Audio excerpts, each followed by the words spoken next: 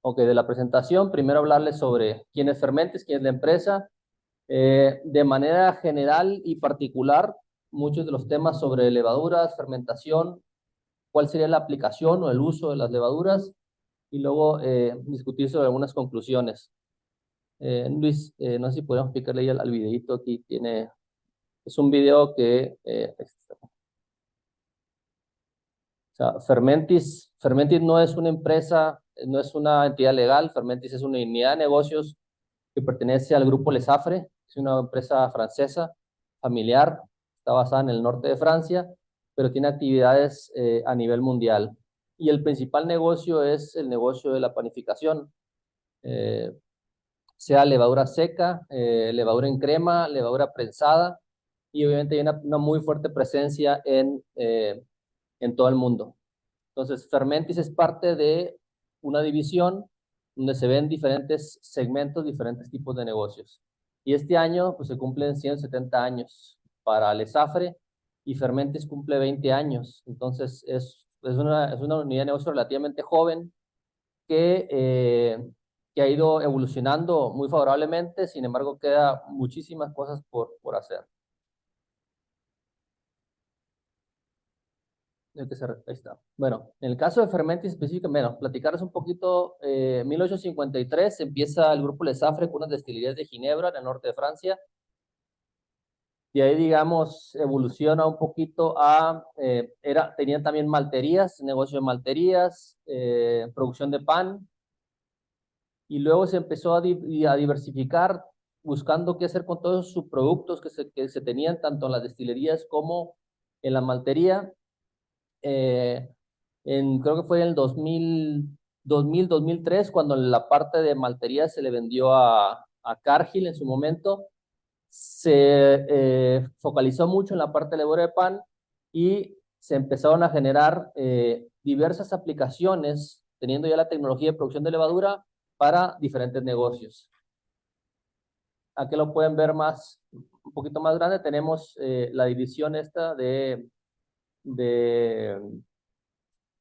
panificación, que es la principal. Tenemos la de alimentos y el placer, donde está Fermentis.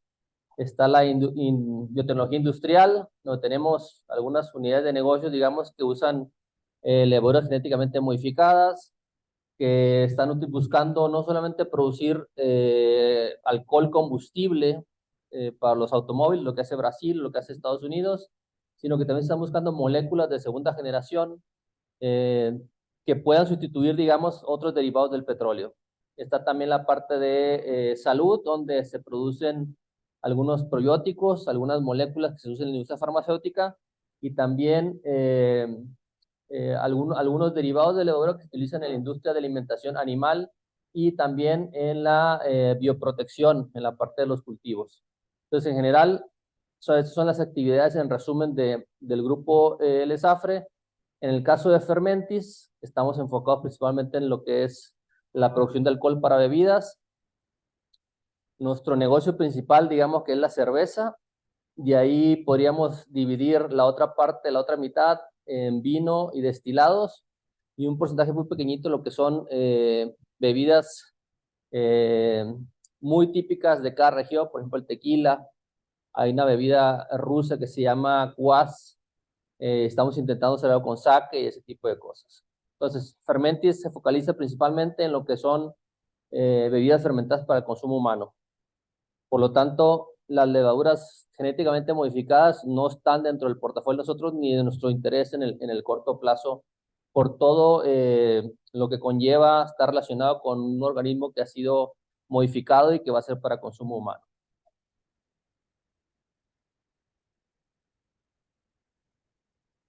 ¿Sí? Bueno, eh, este año, digamos, a finales del año pasado, este año se inauguró un nuevo edificio que es específico para Fermentis, donde tenemos las oficinas y tenemos un centro técnico donde hacemos investigación y desarrollo, ciencia aplicada, pero muchas veces eh, los clientes, digamos, que hiciéramos cosas específicas de cada uno de ellos. Y a pesar de tener la tecnología, sería imposible poder enfocarnos en hacer las condiciones específicas de cada cliente. Es por eso que los protocolos y las metodologías están orientados a generar una información de referencia que a ustedes les pueda servir para poder decidir qué hacer y qué producto utilizar. Bueno, ya metiéndonos en la presentación, platicando de levaduras y la fermentación. Ahí vamos. Bueno, las levaduras son parte de este reino de los animales y hay una situación que a veces se nos olvida porque en la parte de las fermentaciones siempre se habla de bacterias y de levaduras principalmente. Y en este árbol filogénico, por ejemplo, vemos cómo las bacterias están muy alejadas de lo que serían las levaduras, que están en la parte del reino de los hongos, que son más similares, digamos, a los animales, a nosotros y a las plantas, entre nosotros que contra las bacterias. Cada ramificación, digamos, representa un ancestro similar. En este caso, nosotros nos parecemos más a los animales, a las plantas y los hongos, porque las levaduras, digamos, también tienen estructuras complejas. ¿Ok? Ahorita vamos a platicar un poquito más de eso. Ya siendo más específico del género Saccharomyces, que es el género mayormente utilizado, muy utilizado en la parte industrial, debido a que se conoce la secuencia genética del microorganismo y también se han encontrado que muchas especies y subespecies se encuentran en la naturaleza, definitivamente, y han sido utilizadas de manera exhaustiva en diferentes procesos de fermentación, en este caso para bebidas. Y aquí vemos entonces que hay algunos subespecies que se parecen más a unos que a otros. Pero aquí vemos, por ejemplo, Saccharomyces cerevisiae, que si ustedes leen por atrás en un paquete de levadura de pan, va a decir Saccharomyces cerevisiae. Si ustedes leen por atrás de un paquete de cerveza ale, va a decir Saccharomyces cerevisiae. Si ustedes leen por atrás de un paquete de una levadura para destilados, puede decir también Saccharomyces cerevisiae, pero son completamente distintos. ¿Y por qué si tienen el mismo nombre son distintos? Porque se generan híbridos de esa especie, de su especie. Y acá tenemos, en el caso de, aquí lo van a relacionar mucho, Saccharomyces subarum, que es un parental, digamos, de las Saccharomyces eubayanus que tenemos hoy en día, que es la que se usa mucho para la elaboración de vinos. Bueno, como les dije, las levaduras son microorganismos avanzados desde el punto de vista que tienen organelos que tienen funciones específicas, al contrario de las bacterias, que digamos, está todo suelto en el citoplasma. Hay muchas especies que han sido identificadas en la naturaleza. Existe mucho la creencia que la levadura que se ha aislado, digamos, de una materia prima específica es la única que puede fermentar esa materia prima, es decir, una levadura que se aisló de una manzana, que es la ideal para yo poder fermentar mi mosto de manzana. Y eso no es cierto. Las levaduras, digamos, están en el medio ambiente, casualmente se encuentran mucho en los lugares azucarados, porque de eso viven. Entonces, se encuentran mucho en la cáscara de diferentes frutas, por ejemplo, y se pueden de alguna manera colonizar las barricas, por ejemplo, los techos de madera de las plantas de producción de bebidas. Hay una diversidad, obviamente, también muy importante, y ahí creo yo que viene más por qué se usa una levadura y no se usa otra en diferentes aplicaciones, más que porque fue aislada de esa materia prima. Y es a las limitaciones que tiene la levadura desde el punto de vista de la parte físico-química de los procesos. Si ven, aquí ven, por ejemplo, este es crítico, por ejemplo, ¿cuál es el poder fermentativo o la tolerancia al alcohol que tienen ciertas levaduras? Aquí tenemos, por ejemplo, este grupo que tolera menos del 2%, por ejemplo. Y tenemos de 2 al 5, el 5 al 8 y más del 8%. Entonces, uno en un mosto, en una fermentación espontánea, tú al principio puedes tener una gran diversidad de levaduras que al paso del tiempo, conforme se produce el alcohol y se exista una competencia biológica, las más aptas son las que van a salir adelante. Entonces, yo creo que un punto crítico para poder decidir, digamos, es qué levadura es la que genera mejor implantación y qué es la que permanece en mi proceso. Como les comenté, hay cepas que industrialmente son muy importantes. pero también hay muchas cepas en la naturaleza que tienen incluso mejores características organolépticas, que es lo que está muy de moda hoy en día, que no pueden ser producidas fácilmente de manera industrial. Es por eso que hay muchos bancos de levadura, digamos, que tienen sus propias cepas, y a veces ciertos productores prefieren tener una cepa no purificada, pero aislada, y luego propagarla.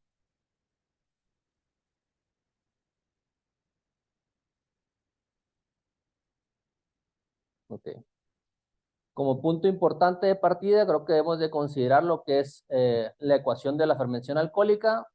Igual a veces es bueno tener cierto nivel de manejo de información, de manejo de datos, un poquito de matemáticas en la planta, porque digamos, de esta fórmula nosotros podemos calcular cuál es el alcohol potencial que yo tengo en mi mosto y cuál fue mi rendimiento, mi eficiencia al final de la fermentación.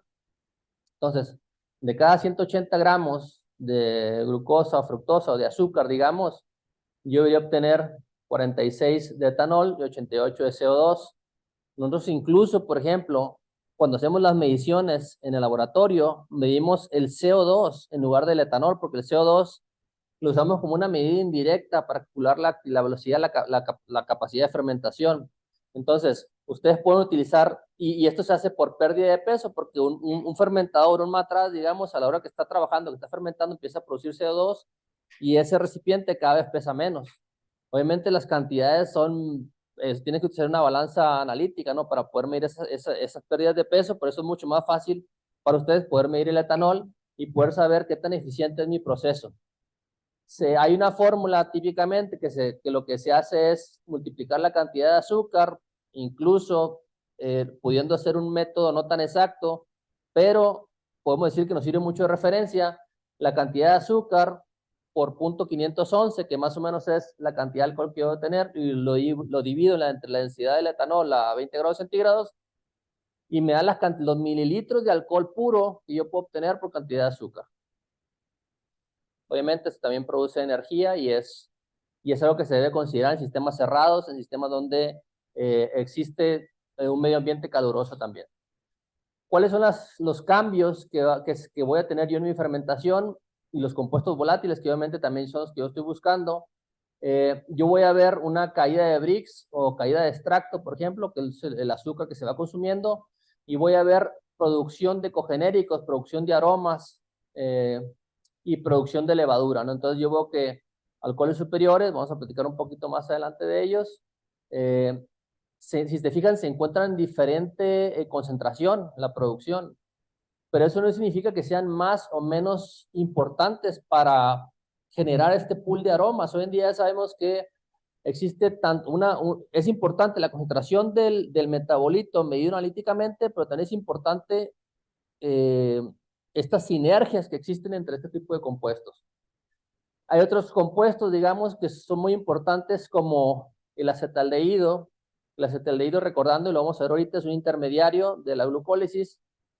Llega un pico de producción y luego se reabsorbe. ¿Por qué? Porque es parte de otro tipo de procesos.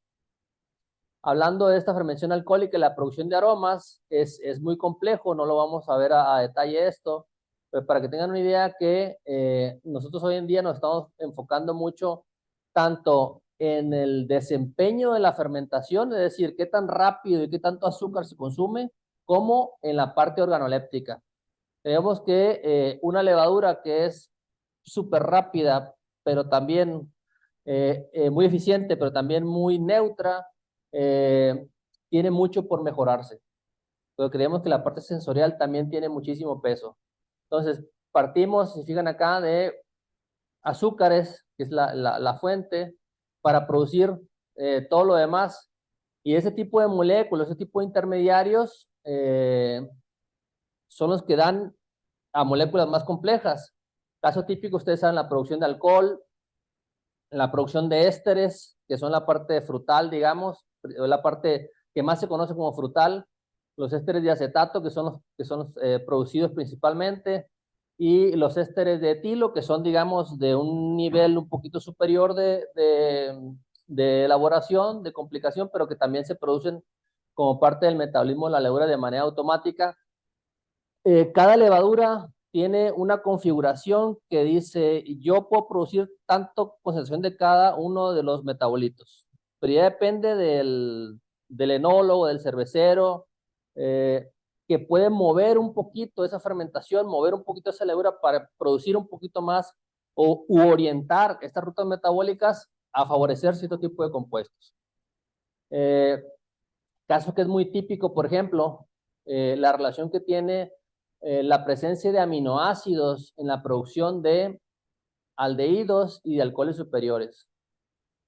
Esta ruta que tiene acá se llama la vía de Ehrlich, que es cómo la célula cuando tiene aminoácidos los rompe y cuando no tiene los genera. Entonces, esta ruta metabólica lo que hace es que va a empezar a producir los alcoholes superiores. Si yo quiero producir más alcoholes superiores, le puedo poner un poquito más de aminoácidos al mosto. Y la fuente principal de aminoácidos al mosto es un extracto de levadura, por ejemplo. Entonces, ustedes podrían ahí tratar de potenciar un poquito la parte de alcoholes superiores, agregando un poquito de extracto de levadura. Otro punto importante que hay que aclarar acá es que la levadura, a partir de la misma molécula que es la glucosa, tiene dos procesos principales: la fermentación, que es la que nosotros estamos buscando para nuestro proceso de producción de vino, pero también parte de esa glucosa se va a producir más biomasa. Mucha gente dice que cuál es el objetivo principal de una levadura, y mucha gente dice, no, pues producir alcohol para poder eliminar la competencia. Pero hay mucha gente también que dice, yo apoyaría un poquito más esta teoría, que dice, la levadura, su objetivo principal es producir más levadura, es garantizar su descendencia. Y una vez que garantice su descendencia, ya empieza a producir alcohol. Acuérdense que primero una levadura tiene que crecer para después producir alcohol. No lo puede producir del inicio. De hecho, entonces los procesos naturalmente, a pesar de que yo no agrego oxígeno a un mosto, la levadura utiliza el oxígeno disuelto, el poco que haya, para primero garantizar producir más biomasa y después va a empezar a producir alcohol. Entonces, es un proceso de producción de alcohol, proceso de fermentación, proceso anaeróbico, y es un proceso de respiración, de formación de biomasa aeróbico. Es decir, la levadura ocupa oxígeno para poder producir más biomasa. Sin embargo, Saccharomyces cerevisiae podría hacer los dos al mismo tiempo también, en ciertas condiciones. Entonces, lo que podemos hacer es, y lo que hacemos en una planta es limitar la cantidad de azúcar y subir la cantidad de oxígeno para que la levadura diga, oye, no tengo mucho azúcar, pero tengo mucho oxígeno. Entonces, lo que voy a hacer es producir levadura primero. ¿Ok? Siempre todo este tipo de rutas metabólicas y de balances, lo que manda es la eficiencia energética, que es lo que es más fácil para la levadura para hacer. Y aquí voy a hacer un poquito volviendo al comentario, lo que es la respiración, formación de biomasa, producción de levadura, porque una parte muy importante de cuando yo estoy generando más biomasa, no solamente generar más biomasa, sino que generar mayor calidad de biomasa. Entonces, a partir del piruvato, que es un intermediario de la glucólisis, yo uso lo que es el ciclo de Krebs para poder formar estos compuestos que forman parte importante de lo que es la membrana de la levadura.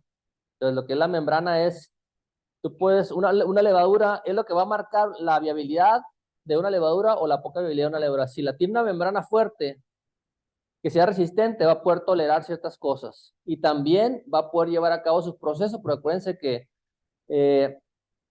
uno de los principales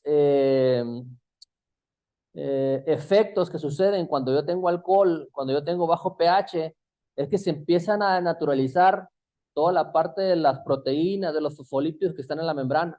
Eso es lo que hace que la levadura no pueda comer azúcar y no pueda excretar el alcohol, por ejemplo. Entonces, yo tengo que garantizar poder crear una buena cantidad de biomasa y una buena calidad de biomasa para que mi proceso de fermentación se lleve a cabo sin ningún problema.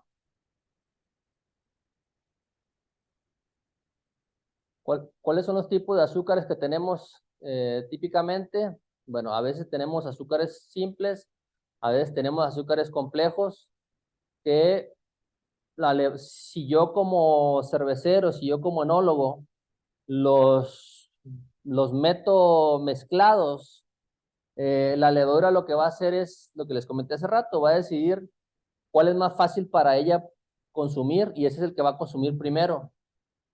Tenemos hoy en día cierto un estilo de cerveza, ¿no? Que es la Grape Ale. Le agrega el mosto de uva a los mostos de grano.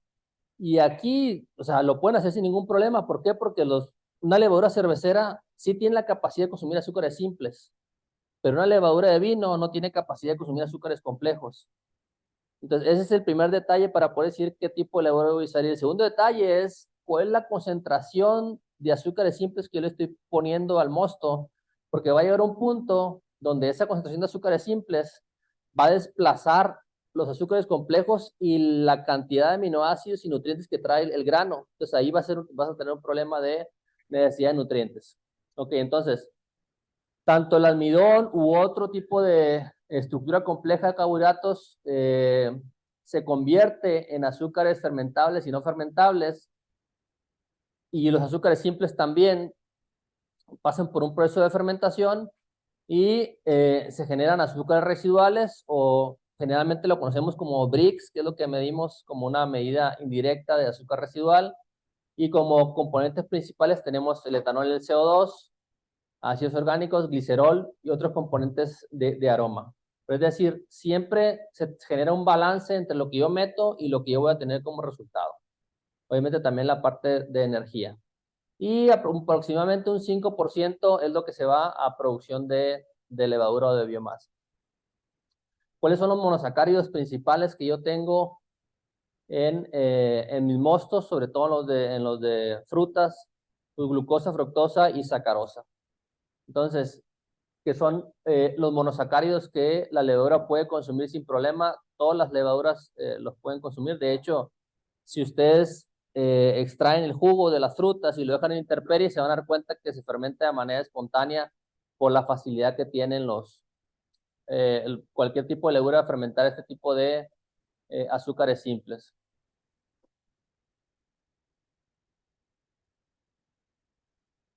Se traba ahí. Ahí va, ahí va. Bueno, esto lo vamos a brincar. Y la parte crítica que les comentaba ahorita, que está también en la membrana, por eso es bien importante la membrana, son los transportadores de los azúcares. En este caso se llama el transportador de exosas, glucosa y fructosa. Acuérdense que la sacarosa es una glucosa y una fructosa juntas, pero esas son hidrolizadas por una enzima que está en la membrana que se llama invertasa y la convierte en glucosa y fructosa, y ya pasan hacia adentro de la célula a través de este tipo de transportadores, que son, digamos, unas proteínas específicas. Cuando en un mosto, digamos, si yo tengo un mosto rico en fructosa y yo le agrego un jarabe de maíz que es rico en glucosa, la levadura va a tener lo que se llama discrepancia de glucosa y fructosa, donde en esta gráfica, digamos, tanto glucosa y fructosa arrancan desde el mismo punto inicial de concentración, y la levadura primero consume la glucosa y luego consume la fructosa. Y esto sencillamente es por la afinidad que tiene la levadura de consumir este tipo de azúcares. Yo diría que los dos se los va a consumir, pero primero se va a consumir el que para ella tiene menor consumo energético, que es la glucosa. Cuando nosotros inoculamos una levadura, sea a través de un starter, a través de levadura activa seca, vamos a tener un proceso de adaptación donde la levadura, digamos, lo que está haciendo es tratar de recuperar la forma que tenía, si es seca, antes de ser secada, o adaptarse a un nuevo ambiente, sea un jugo distinto que en el que estaba guardado, diferente concentración de azúcares, pH, nutrientes, etcétera. Y luego de ahí, digamos, empieza a crecer. Este proceso de la fase de adaptación puede durar, dependiendo la temperatura, la cantidad del pitch y el tipo de mosto, en promedio entre unas 4, 8, 10 horas, dependiendo de la levadura. Luego viene un proceso de aceleración exponencial, donde vemos que ya existe muchísima actividad de burbujeo, digamos, los que miden, los que tienen el airlock, En la fermentación, luego viene la fase estacionaria, donde lo que estamos midiendo acá es la cantidad de levaduras. Cuando ya está estacionaria, significa que la cantidad de levaduras vivas y muertas es la misma. Y luego llega un punto donde ya la fase de muerto, donde ya estoy encontrando más levaduras muertas que vivas. Afortunadamente, para este punto, si las condiciones son favorables, ya yo debería tener terminado la cantidad de azúcares en mi mosto. Entonces, es importante saber que la levadura tiene un desarrollo y que dependiendo del punto donde yo empiece, puedo tener un proceso de fermentación distinto. Ahorita lo vamos a ver. ¿Qué contiene la levadura? Bueno, la levadura contiene principalmente carbono, hidrógeno, oxígeno, nitrógeno, fosfato, azufre y otros.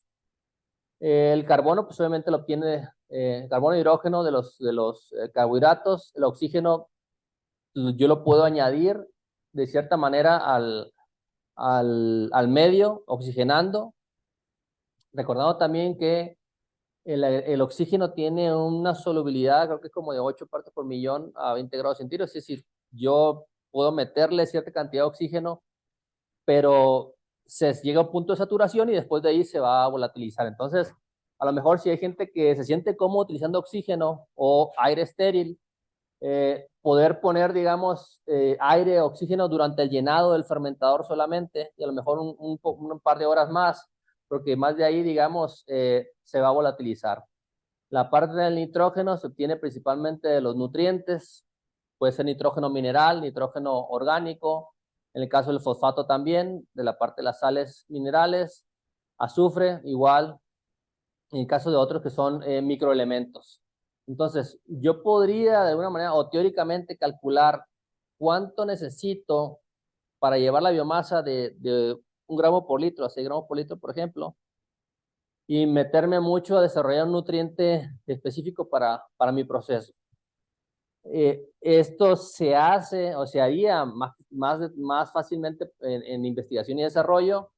La recomendación de nosotros es agregar suficiencia de nutriente. Es decir, no importa que des un poquito más y después de ahí irlo optimizando poco a poco, para que tú garantices que el nutriente no es un efecto limitante en tu fermentación y poco a poco lo vas a ir optimizando. Bueno, esto es parte de lo mismo, macronutrientes y micronutrientes. Generalmente se usa mucho el fosfato diamónico grado alimenticio, que es lo que nosotros recomendamos más, pero hay gente que usa sulfato de amonio, sulfato monoamónico, hay gente que todavía sigue usando un poquito de urea, digamos. Aquí hay que considerar la concentración de nitrógeno de cada uno de los compuestos, pero también hay opciones de agregar vitaminas y minerales que son fundamentales para poder llevar a cabo los procesos metabólicos hasta el final de la fermentación. Muchas veces, por no tener estos microelementos, tenemos fermentaciones detenidas al final de la fermentación. Aquí para que puedan ver una gráfica de cómo cambia la velocidad de fermentación conforme yo aumento la cantidad de nitrógeno. Aquí significa DAP-N20, significa adición de fosfato diamónico a una tasa de 20 partes por millón de nitrógeno. Entonces, este es el control, el azul, 20 partes por millón, 50 partes por millón, 100 partes por millón, 300 partes por millón. Entre más la curva incremente su pendiente, significa que es una fermentación mucho más rápida. Por eso aquí dice pérdida de peso. Recordarán que les dije que nosotros medíamos CO2 por pérdida de peso cuando hacíamos las pruebas para ver la velocidad de fermentación a nivel laboratorio. Entonces, entre la curva se tenga mayor pendiente, significa que tiene una velocidad mayor. Significa que el consumo de azúcares es más rápido, la fermentación es más corta. No significa que sea mejor o peor. Eso lo van a determinar ustedes. Finalmente, una fermentación rápida se relaciona mucho con una fermentación donde fue muy explosiva, hubo una gran producción de cogenéricos, a veces desbalanceada. Entonces, aquí yo diría que habría que buscar el equilibrio entre la eficiencia y la parte organoléptica. Hay ciertos productos que tienen, que son una solución, digamos, para poder, una solución integral para poder, sobre todo en mostos deficientes en nitrógeno. Sabemos que las frutas son deficientes en nitrógeno. En el caso de este producto NB3, es un nutriente completo que trae la parte de nitrógeno mineral, trae vitaminas, trae minerales para lograr fermentar azúcar pura y agua hasta 18% de alcohol. Es un producto muy, muy interesante porque si se fijan, por ejemplo, los que hacen cerveza, la malta está rica en nutrientes. No ocuparías agregar nada más si tú tienes un mosto 100% base de malta. Pero cuando yo estoy fermentando agua con azúcar de mesa, y llego hasta cierto nivel de concentración, la fermentación se pone difícil. Yo he visto que muchas personas agregan azúcar de sacarosa, digamos, azúcar de mesa, a sus fermentaciones de fruta. Esa es la manera como logran subir la cantidad de alcohol, digamos, en los vinos. Entonces, con este producto, ustedes tienen un nutriente completo para poder probar ahí. Bueno, regresándonos un poquito a lo que es la tasa de inoculación, y hablamos hace rato de cómo las levaduras crecen.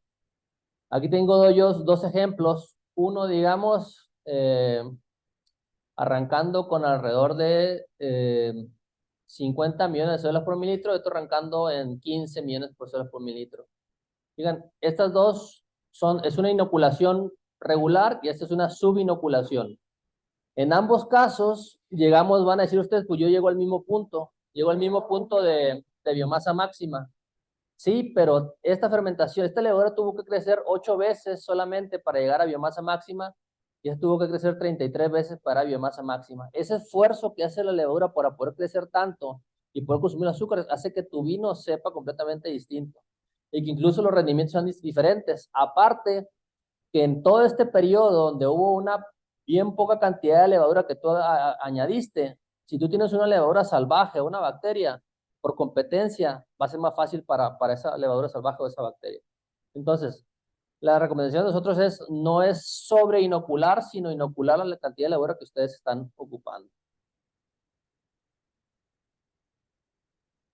En el caso de ciertos procesos, se pueden hacer curvas lineales que están relacionados la cantidad de levadura contra la cantidad de Brix o la cantidad de plato inicial.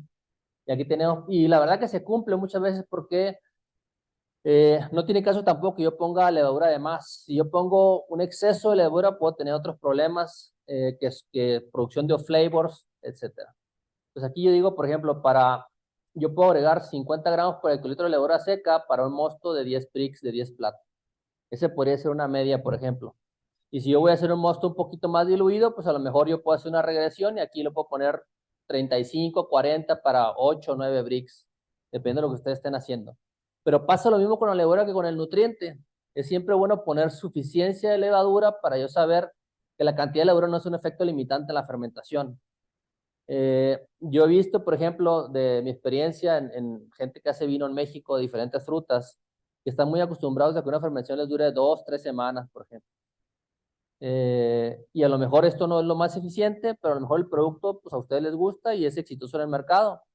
Yo diría, a lo mejor pueden buscar una versión, mejorar un poquito la parte de eficiencia de ese proceso para que sea un poquito más eficiente y más rápido. Pero si ustedes ya tienen la parte del perfil, hay que conservarlo, digamos, eso es lo más importante a final de cuentas.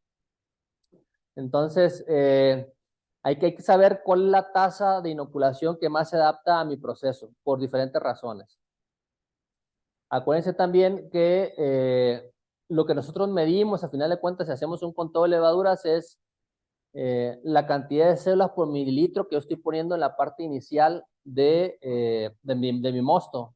Y esto es bien importante porque eso es lo que va a marcar mucho la diferencia. Como les comenté hace rato, no debemos utilizar suficiente cantidad de levadura con poca cantidad de levadura. Lo otro también es que las levaduras tienen diferente tamaño. Entonces, si yo tengo una levadura que es grande, mi conteo celular va a ser bajo, y eso no significa que eso sea malo, simplemente que esa levadura, por sus características fisiológicas, tiene un tamaño mayor y no alcanza a tener esa cantidad de levadura disuelta o contenida en un mililitro de producto. Entonces es importante también saberlo. No solamente es importante la cantidad de levadura, sino también conocer qué tipo de levadura yo estoy trabajando. Es importante también conocer, tener cierta noción de lo que son conteos en microscopio, porque nos va a dar, desde el punto de vista de control de calidad, también saber cómo la levadura se está desempeñando. Esto es información que lo pueden encontrar en YouTube, en cualquier libro de ciencia básica. Otra cosa que hay que considerar también es el estrés que se producen en los procesos fermentativos. Si bien la levadura puede hacer un vino, no significa que lo haga con la mano a la cintura, también le cuesta cierto esfuerzo. Entonces, todos los procesos que producen estrés vienen mucho de la parte de una agitación mecánica. Por ejemplo, si yo inoculo la levadura al fermentador, inmediatamente arranco la bomba centrífuga, todo lo que da. Este estrés mecánico va a generar que la levadura pierda fiabilidad porque va a matar cierta cantidad de levadura. También, digamos, si yo arranco con un mosto muy cargado de azúcar, eso tampoco le gusta a la levadura, produce un estrés osmótico. Estrés oxidativo también, si yo pongo una gran cantidad de oxígeno también. Estrés por deficiencia nutricional, si la levadura, digamos, a la mitad de la fermentación se acabó la cantidad de nutrientes que había, la segunda parte de fermentación no la va a pasar muy bien. Mucha gente, digamos, agrega nutrientes solo en la parte de la propagación y la fermentación la deja sin nutrientes. Diría que la manera correcta es agregar en ambas partes y ver cuál es el punto óptimo para no estar agregando tampoco nutriente de más. La cantidad de etanol también genera un estrés, como les comenté, desnaturaliza los transportadores de exosas u otro tipo de carbohidratos y hace que se empiece a alentar la fermentación. Entonces, por eso si yo pudiera medir la velocidad de la fermentación al inicio y al final, van a ver que es completamente distinto. Al inicio tiene todo lo que la levadura ocupa y está joven, digamos, y lo puede hacer rápido. Pero después, ya que la fermentación va más avanzada, sobre todo en fermentaciones alargadas, una fermentación de 48 horas ni cuenta nos vamos a dar, lo va a hacer súper rápido. Pero una fermentación de una semana, 2 semanas, ahí sí puede ser un problema. ¿Cómo se ve, digamos, el efecto de la temperatura en una fermentación? Acá, digamos, lo que yo estoy teniendo es que así se vería la velocidad de fermentación en una fermentación con temperatura alta, T3, una temperatura como el relativo número 3, y luego número 2, número 1. Vean cómo la velocidad en la 3 arranca rápidamente, llega a su máximo, pum, se muere. La 2 es un poquito más fría, la pendiente es menos y en más tiempo, y luego va cayendo lentamente. Y la otra, la 1, que es más fría todavía, pues es más lenta la fermentación y cae todavía un poquito más lento. Entonces, ese es el efecto que produce la temperatura. Lo que hace es alargar, cuando estoy trabajando yo en frío, alarga las fermentaciones, cuando trabajo en calor, las acorta.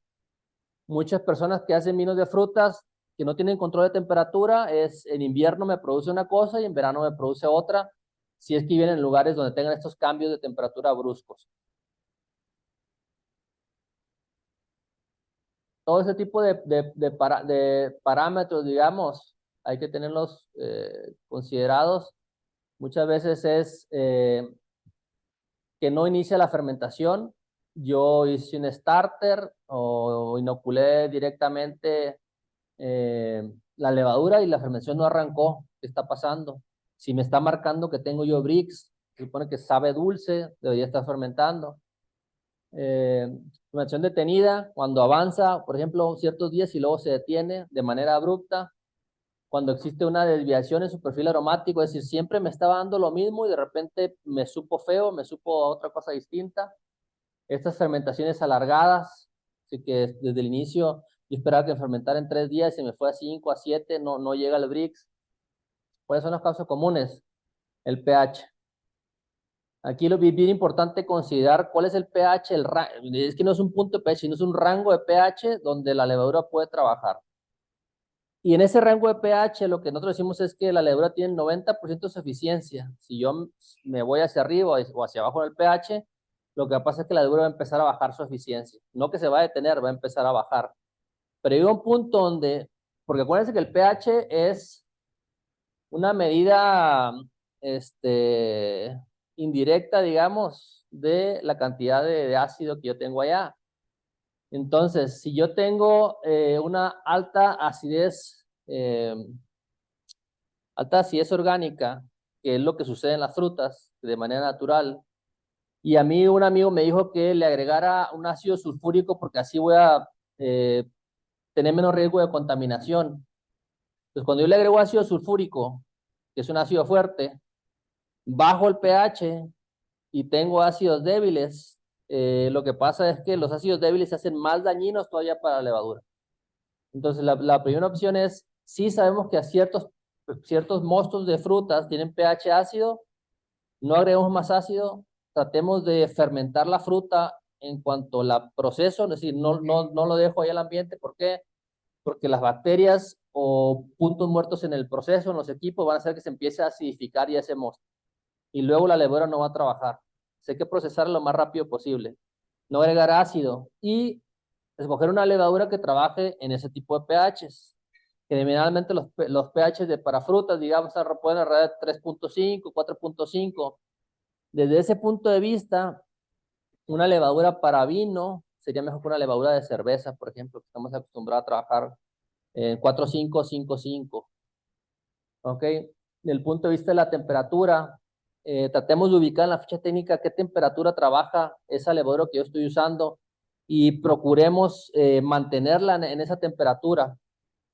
Como les comenté, tanto una temperatura muy fría como una temperatura muy caliente. La temperatura muy fría lo que va a hacer es que va a detener la levadura, no la va a dejar moverse, como nosotros cuando andamos en el invierno. Y una muy caliente, ahí sí la va a matar. Entonces, tratemos de no ir arriba de 40 grados centígrados, sé que a lo mejor no llega aquí tanto a 40. Lo otro importante es saber que no es lo mismo iniciar a 40 que al final de la fermentación tener 40. ¿Ok? Si yo inicio con 40, ahí sí va a ser un problema. Pero si la fermentación está libre y ojo que la temperatura vaya creciendo y al final de la fermentación yo alcancé los 40, bueno, pues ahí no es tan malo, digamos, ya era lo último. Pero si yo la logro mantener en un set point de 32, 34 grados centígrados, eso va a ser lo ideal. Tipo de cantidad de carbohidratos, como platicamos hace rato, una levadura de cerveza consume carbohidratos de grano, carbohidratos de cerveza, maltosa, por ejemplo. Y una levadura de vino o de fruta o de sidra consume glucosa, fructosa y sacarosa. Ok, cada quien puede consumir esos azúcares distintos, pero si a esto yo le aumento una concentración tal, ya no se lo va a comer, a pesar de que la levadura tenga la capacidad de consumir esos azúcares. Si yo llego a una concentración tan alta, que la levadura ya no lo va a poder comer. Entonces, lo mejor es, si yo quiero hacer un vino muy alcohólico, no le metamos todo el azúcar en la inicial, tratemos de dosificarlo. Tratemos de dividir en 3 partes, digamos, esa cantidad de azúcar y irse agregando, por ejemplo, si duro 3 días, dejo que baje el Brix, añado la siguiente parte, va a subir un poquito, dejo que baje otra vez y lo añado después a unos 3 días más. Se llama fermentación de lote alimentado. Eso le va a facilitar mucho que su fermentación no genere tanto calor, porque la levadura no va a tener todo el azúcar de una. Va a facilitar que la levadura no tenga una cantidad de azúcar muy grande enfrente de ella al inicio de la fermentación cuando ni siquiera ha crecido. Imagínense que yo le pongo una pizza a un bebé, pues no le va a hacer nada. Y así nos pone otro, pues es diferente. Cuando ya crece la levadura puede manejar los parámetros de una manera distinta. Cantidad y calidad de biomasa, aquí se refiere mucho a que si yo tengo una levadura que tenga suficiente poder fermentativo, si es una levadura que yo coseché de mi anterior lote y yo la tuve ahí un mes, digamos, y la quiero reinocular, a lo mejor no va a trabajar igual. Es una levadura con baja viabilidad, poca calidad, a lo mejor se me contaminó en el proceso, a lo mejor agarré yo levaduras salvajes. Entonces, todo eso va a hacer que mi fermentación no trabaje de la misma manera. Es decir, no estamos en contra de recuperar levadura o de propagarla. Lo que estamos de acuerdo es que ustedes hagan estos procesos como debe de ser, que sean, que no tengan mucho tiempo en espera, sino que estén trabajando constantemente produciendo levaduras si quieren recuperar por el siguiente proceso adelante y que tengan ciertos controles de proceso para poder medir viabilidad y contaminación. Tipo de cantidad de nutrientes, se refiere a, por ejemplo, qué concentración yo estoy poniendo. Vimos hace rato la gráfica donde vemos la diferencia que tiene en no tener nitrógeno y tener 300 partes por millón de nitrógeno. La velocidad, cómo se incrementa y la eficiencia también. Y lo otro es, el tipo de nutriente es el nitrógeno mineral, que es el que viene en las sales que les comenté, sulfato, fosfato, etcétera. La levadura urea, por ejemplo, la levadura se lo come súper fácil. Le encanta la urea. Y aparte, yo voy a ponerle menor cantidad de urea porque tiene más cantidad de nitrógeno y es más barata.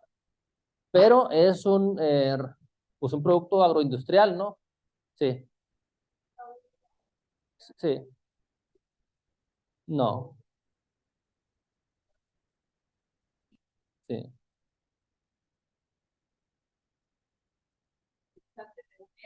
sí.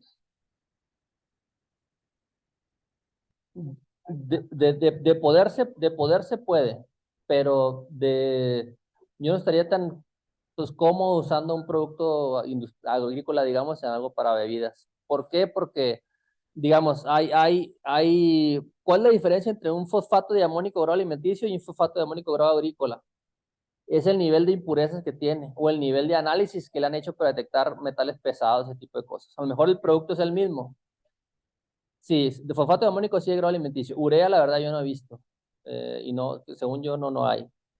Entonces, ¿qué es lo que hace la gente? Hace mezclas. Pues yo para economizar uso un poquito de urea, un poquito de fosfato de amónico y obviamente mando a hacer mis análisis porque se producen, sobre todo en los destilados, es donde más miden etilcarbamato, que es un producto que está regulado por la Comunidad Europea, por Estados Unidos también. Entonces, no sé acá en los vinos de frutas, a lo mejor cómo aplique la regulación. ¿Ok? Y el otro nutriente es el nitrógeno orgánico que les comentaba. Hay gente que usa, por ejemplo, la cerveza, se usa mucho, la gente dice, oh, yo estoy usando aceite de oliva, desde el punto de vista de agregar ácidos orgánicos de cadena media y cadena larga. O extracto de levadura, como les comenté, estando agregando aminoácidos para poder favorecer empujar un poquito la parte sensorial organoléptica. Entonces, hemos visto, por ejemplo, que una dosificación, que un producto que tenga ambas fuentes de nitrógeno es capaz de mantener nitrógeno en el mosto para una fermentación larga, por ejemplo. Si yo voy a hacer una fermentación corta, no necesito tener nitrógeno mineral. ¿Por qué? Porque es súper rápido, en 24 horas ya se consumió el nitrógeno mineral y se acabó la fermentación. Una fermentación más larga, hemos visto que si yo agrego nitrógeno orgánico y nitrógeno mineral, uno regula al otro. Entonces, la levadura, como tiene los dos, como que está agarrando así. Entonces, hemos hecho mediciones de nitrógeno a lo largo de los días y hay presencia de nitrógeno a lo largo de toda la fermentación, que eso es bueno. Porque si la levadura, digamos, tiene todo el nitrógeno de una, se lo va a consumir rápido y si todavía tiene azúcar, ya no se lo va a poder consumir. Entonces, es importante conocer que se pueden lograr ese tipo de cosas. Respecto a la levadura activa seca, que es en lo que nosotros nos especializamos, bueno, eso es un producto industrial.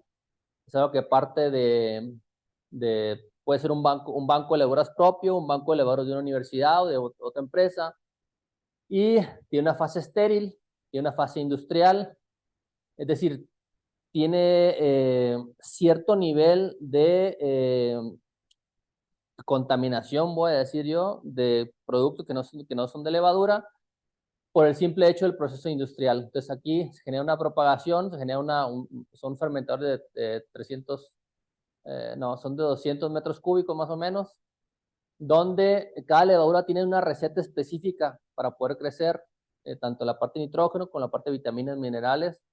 Una vez que se logra crecer de manera ideal, se pasa esa crema a remover cierta cantidad de agua, se estabiliza a 4 grados centígrados y luego, digamos, ahí se decide qué es lo que se quiere hacer. Si esta levadura la voy a vender en formato de crema, esas cremas de levadura tienen diferente cantidad de sólidos para diferentes aplicaciones.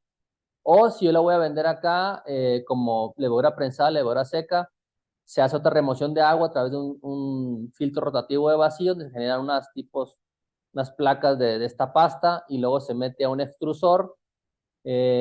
Cambian obviamente la cantidad de humedad. Aquí o cantidad de sólidos, aquí debe andar alrededor de un 15-18% de sólidos, la prensada como 20-30 y la seca como 96% de sólidos, 298% de sólidos. Entonces nosotros, los fermentis, tenemos por lo pronto principalmente levadura seca, lo que nos facilita, digamos, poderlo desplazar a todo el mundo.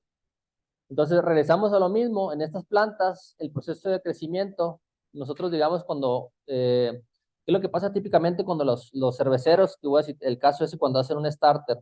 Hay cerveceros que hacen un starter, digamos, 2, 3 días, dependiendo de cómo, de la información que ellos tienen.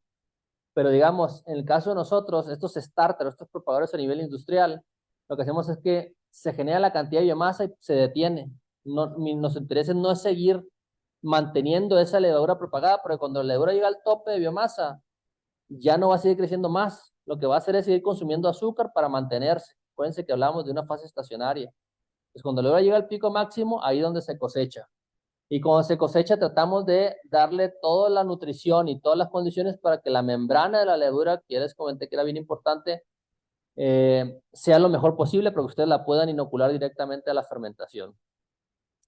Aparte de eso, de que se producen levaduras, bien importante, el grupo Lesafe puede producir lo que llamamos otros derivados de levadura, y es que la levadura se le hace un proceso de desnaturalización y producen levaduras inactivas o parcialmente inactivas, levaduras autorizadas, y de ahí, digamos, se separan lo que es el extracto soluble, que es el extracto de levadura, y el extracto insoluble, que es la pared, digamos, la corteza de levadura.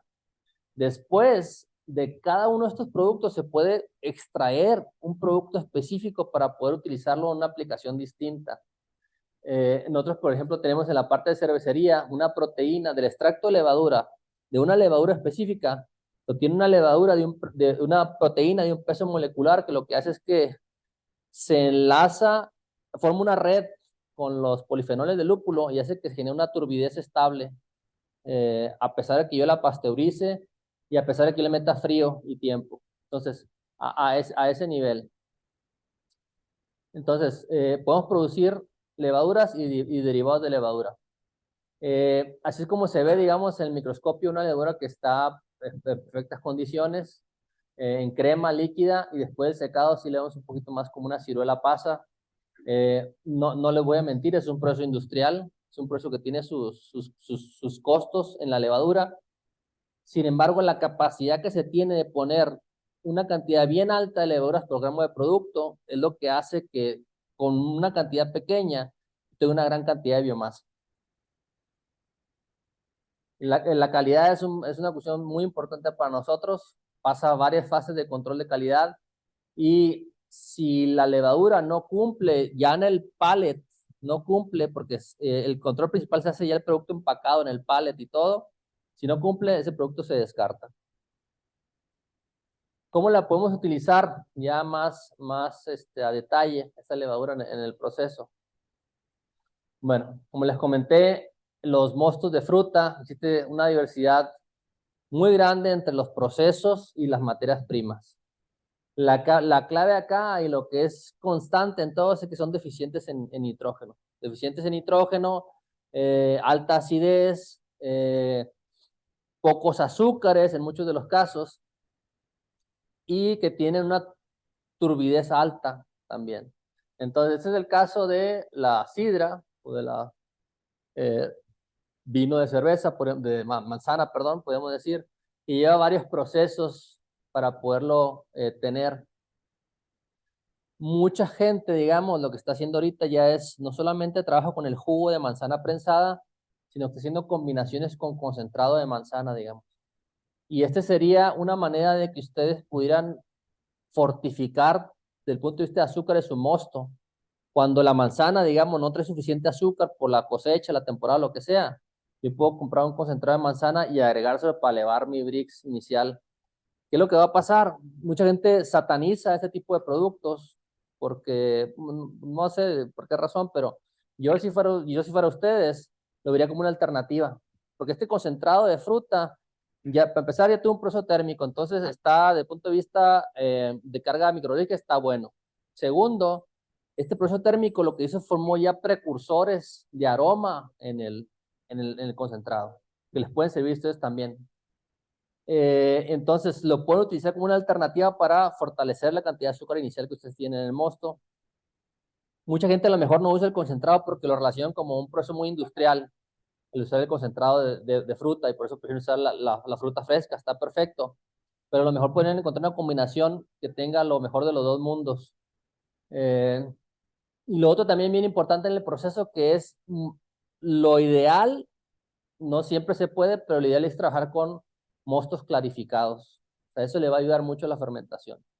Y yo puedo trabajar un mosto clarificado. A veces no se puede, pero bueno, yo lo estoy platicando desde el punto de vista de lo que es lo ideal. Entonces, ¿cómo yo uso la levadura? Pues tiene dos opciones. Puedes inocular directamente, si yo abro el sobre, inoculo la levadura sobre el mosto, o puedo rehidratar. Lo que les parezca más conveniente a ustedes. Nos hemos demostrado por diferentes pruebas que rehidratando en diferentes condiciones, tu viabilidad no cambia. Entonces, es por eso que, y no solamente la viabilidad, sino cuando yo hago un proceso de fermentación. Entonces, cuando yo garantizo diferentes prácticas de rehidratación no me cambian mi viabilidad, y si me la llegan a cambiar, esto no hace una diferencia en mi proceso de fermentación, yo puedo decir que mis levaduras son fáciles de usar. Entonces, yo puedo abrir el sobre, inoculo y me dedico a otra cosa. O a lo mejor se les hace familiar esto, que en una cubeta yo tengo agua o tengo mosto, agrego mi levadura y ya espero que se crezca la levadura ahí, ¿no? Es una práctica también muy típica, que hay que hidratar la levadura de 35 a 38 grados centígrados, dejarla reposar, agitarla un poco, quitar los grumos y luego hasta que ya se me forme un tipo, pues una solución homogénea, digamos, cuando no tenga grumos, y ya la puedo yo inocular. Las prácticas, como les digo, son bien variadas dentro de los usuarios, y a veces hidratan la levadura y se les olvida ahí. Entonces, he encontrado muchas veces eh, que se hace el bollito, pues, o crece mucho en el recipiente donde lo están usando.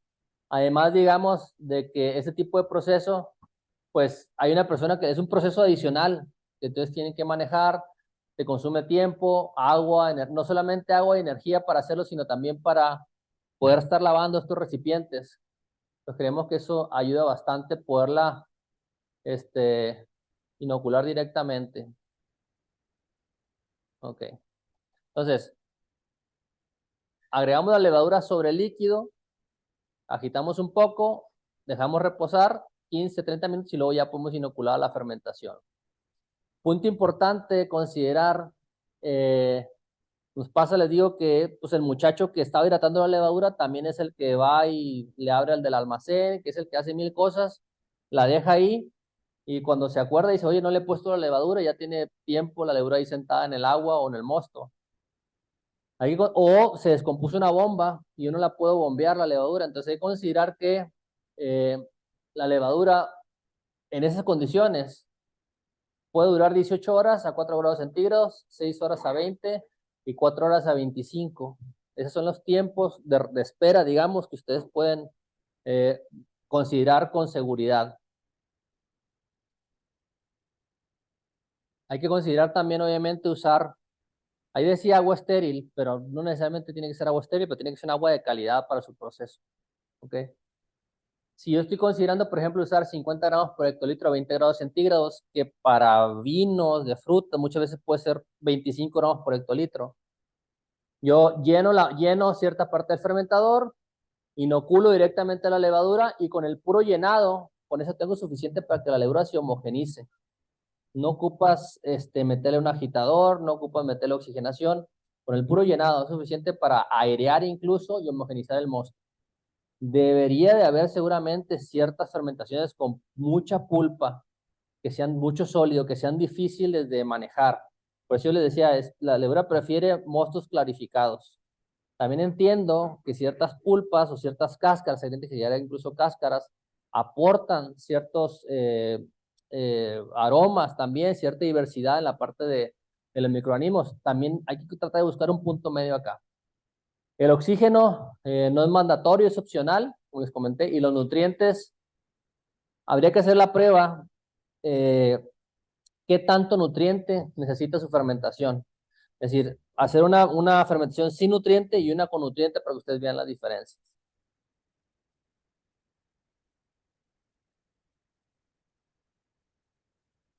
Ok. Entonces, ¿qué es lo que me aportan estos derivados de levadura que hablamos hace rato? A ver, ¿qué hora? Está medio lento. No sé si es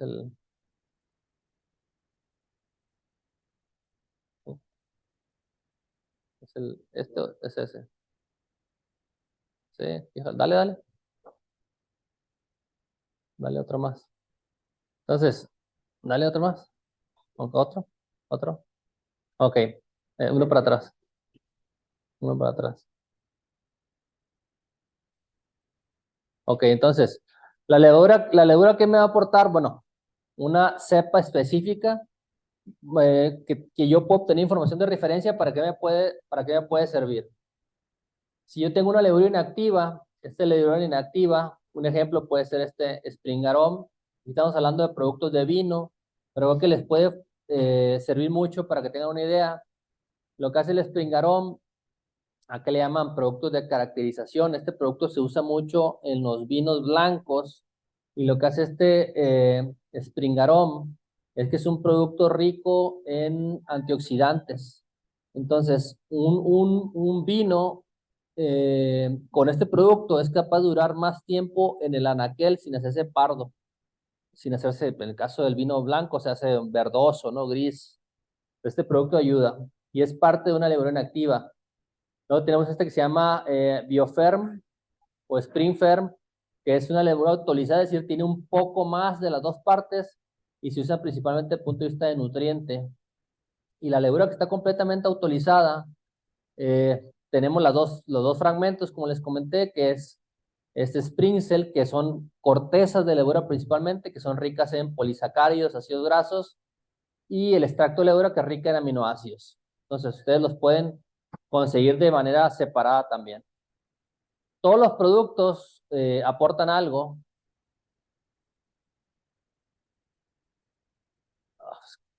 Eso se me va para atrás.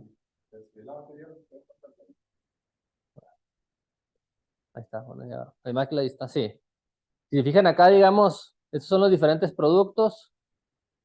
Todos, digamos, todos tienen cierto nivel de contribución al mosto. ¿Ok? Generalmente en la industria de la enología se usan todos, en ciertas proporciones, obviamente. Pero digamos, hay productos que son específicos para hacer cierto tipo de cosas.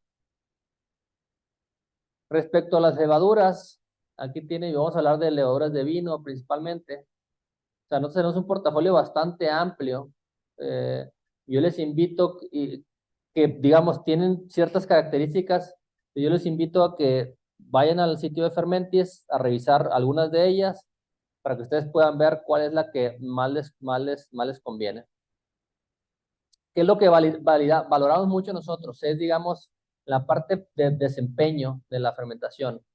Si fijan acá, están de menor a mayor en la rapidez de la cinética. Y de acá, de menor a mayor, que es lo que resisten también de condiciones difíciles en la fermentación. Y cada una tiene cierta cantidad de nitrógeno necesario. Y aquí es bien claro, y se fijan, la que dice N, una sola N, significa que ocupa de 0.7, 0.8 cantidades, partes por millón de nitrógeno por gramo de azúcar. Es decir, ya está muy medido. Eso es para mostos de uva, pero ustedes lo pueden utilizar como una referencia también para lo que están haciendo. En el caso del perfil organoléptico, que también es una parte muy importante, les comenté, las levaduras están clasificadas sobre cómo promueven los aromas del varietal, sobre cuál es el grado de dulzor o de redondez que te deja en boca cada una de las cepas. En este caso de las uvas.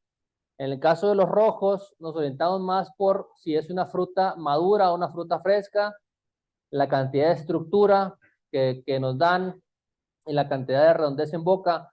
Generalmente esto relaciona con la cantidad de autólisis al final que genera cada una de las levaduras, cómo la levadura libera sus mismos componentes y estos te dan ciertos cambios en la manera como se siente el vino en la boca. Yo diría que los vinos de fruta a lo mejor no van a tener este problema porque son vinos dulces generalmente, que tienen ya ciertos polisacáridos que vienen de la pulpa de la fruta también. Y aparte, obviamente, estamos hablando acá de vinos de 15% de alcohol, donde es mucho más importante tener algo que balancee esa cantidad de alcohol.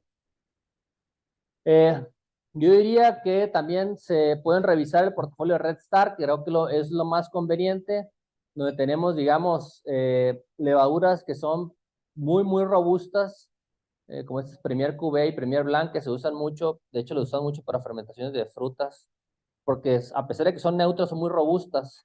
Entonces, ocupan poco nitrógeno, tienen un amplio rango de temperatura, producen un perfil neutro, pero trabajan bastante bien.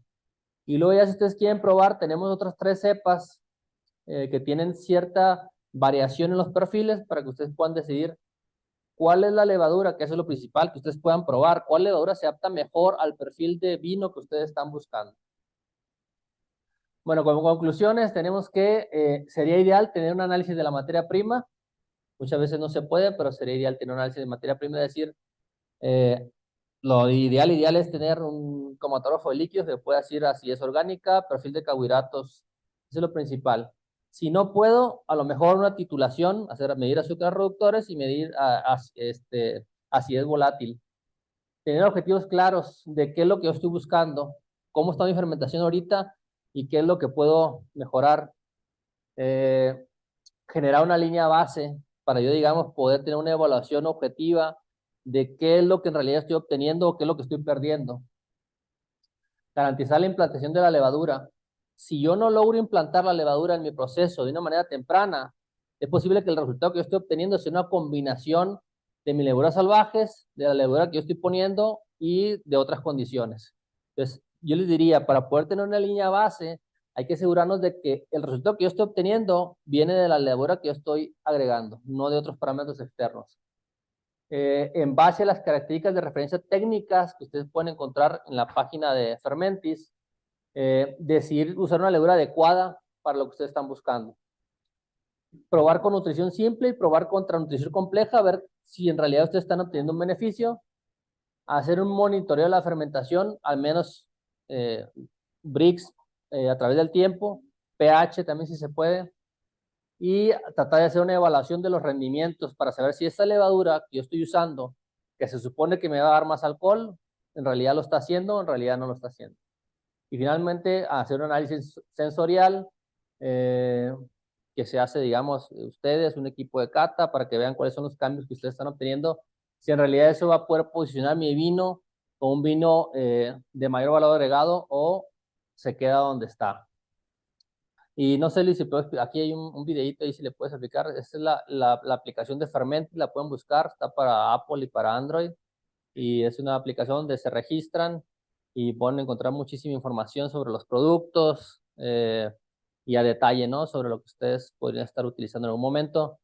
Si se fijan, aquí hablamos de 2 portafolios de vino, uno que es de la marca Fermentis y uno que es de la marca Red Star.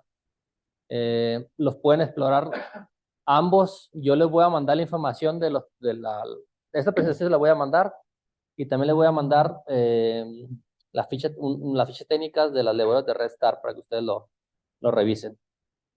Bueno, por mi parte sería todo. Les agradezco mucho y pues si tienen preguntas, pues adelante, con mucho gusto.